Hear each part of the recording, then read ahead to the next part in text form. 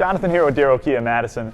Today I wanted to do a quick video on how to maximize the time you spend here at the dealership when you're looking at a car.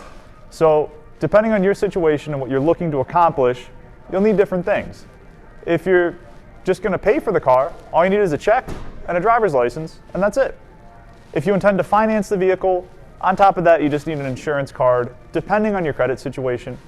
We work with all types of credit, and if you're in a good spot, again, all you need is an insurance card and any money down that you intend to put towards the transaction.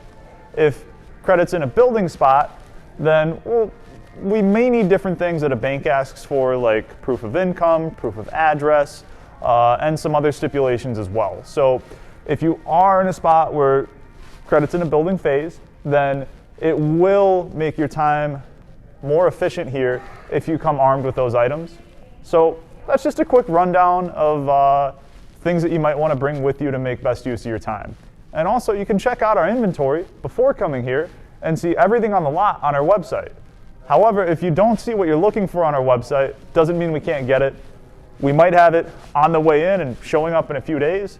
And even if not, we can always special order it for you. So whatever you're looking to accomplish, we're happy to help any way we can.